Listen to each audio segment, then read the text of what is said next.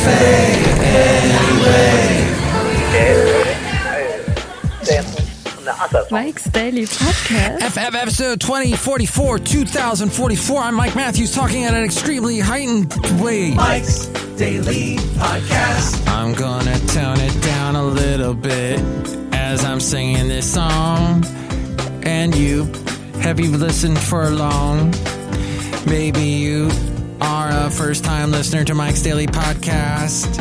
I've been doing it a long, long time. I know that's like really awesome.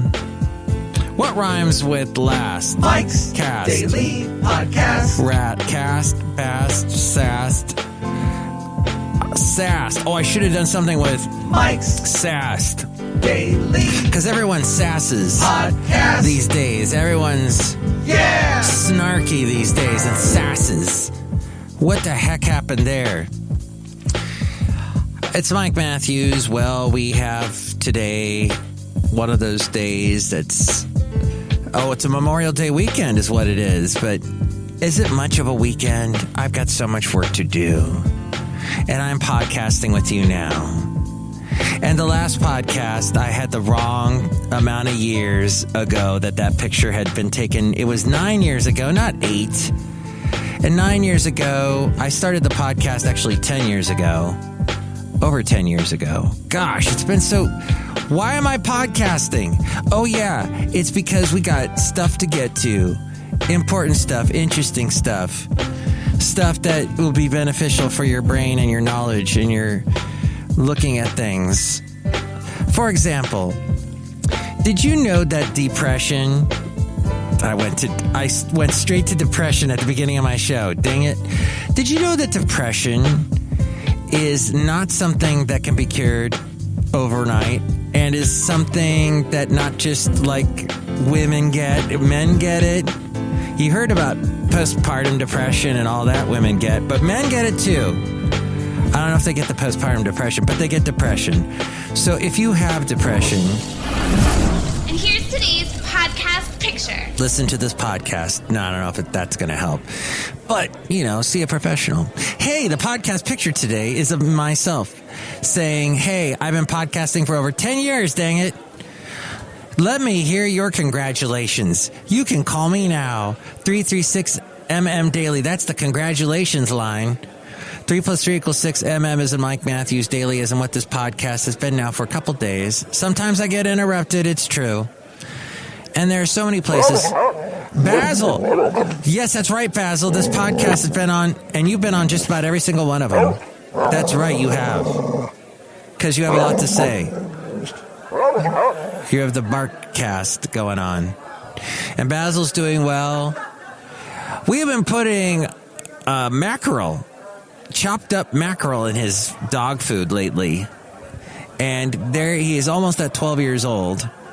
And I think that might be helping him. It has the good omega fats in it. And that's why I get mackerel.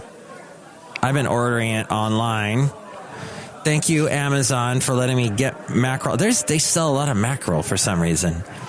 Because people saw that it is like the highest thing with omega fatty 3 acids, and everybody over their 50s that's trying to keep good heart health, they need those fatty omega 3 acids to help them. So mackerel's good, sardines are good, flaxseed oil's good.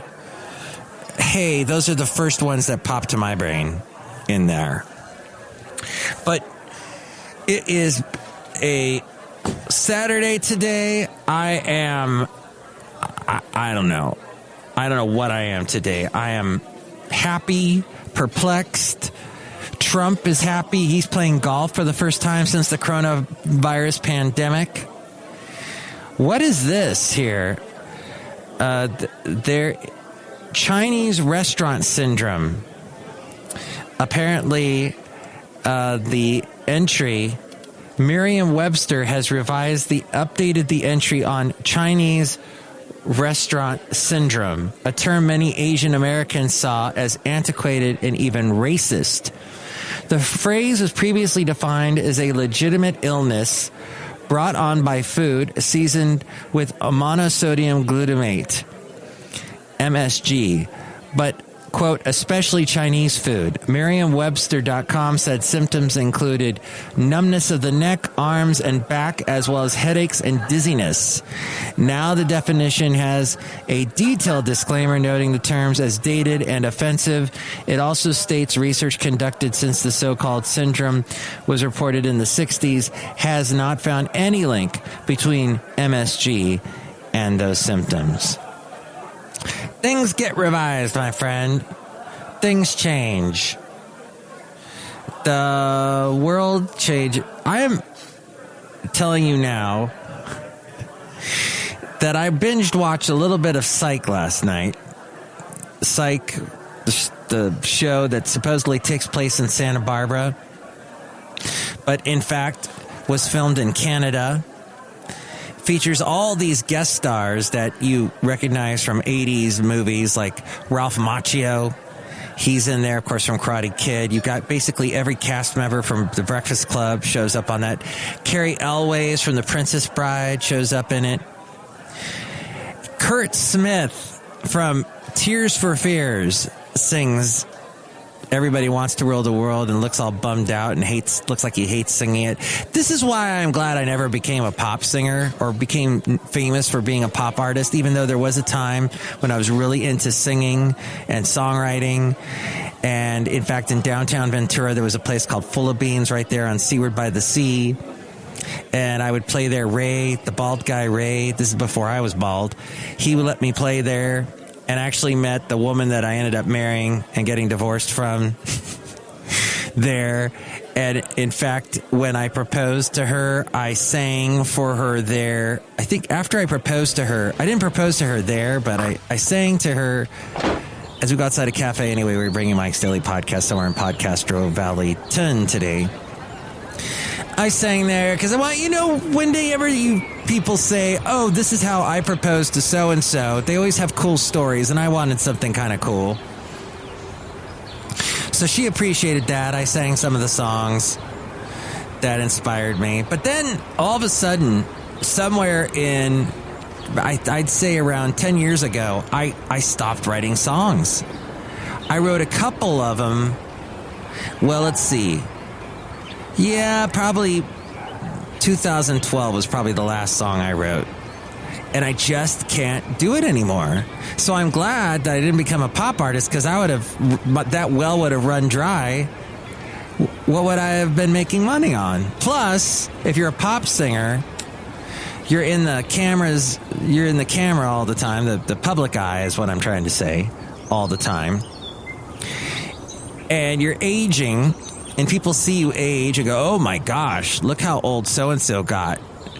And nowadays, like that podcast picture I got there, some of you remember me when I was younger and had hair and had a goatee. Some of you remember that, but a lot of you, you're checking out this podcast for the first time. You don't know what I used to look like.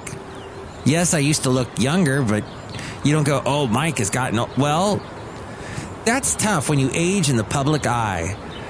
So part of me is glad I did not get popular on the MTV years ago, writing songs, singing. I don't think I ever made a concerted effort to try and do that anyway. Cafe anyway. No, I've been in the radio world where we've been hidden. I have the face for radio. So I've kept that face away from the public eye. But everybody's getting into the video thing.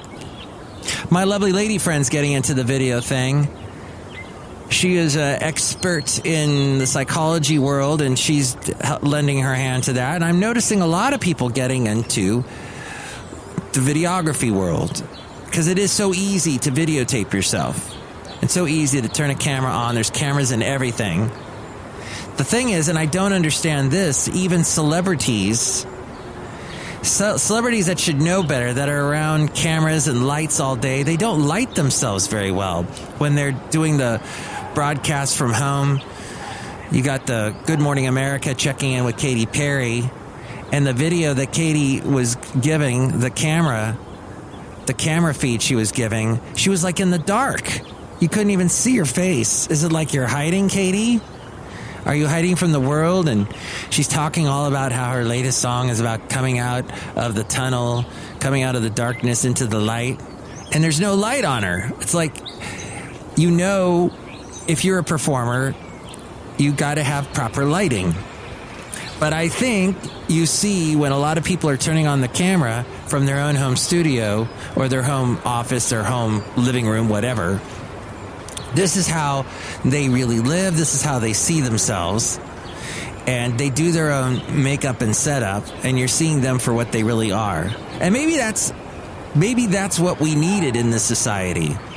For a while, and this used to really irk me, in the 90s and the O's, and even just 5 years ago, even just a year ago, we were getting so, filtered. Everything was getting filtered. All the camera you get these old people on TV, people that, it's good to be old. You've gotten to a good age, a good ripe old age, good for you. I hope to do so the same. Probably most of you do.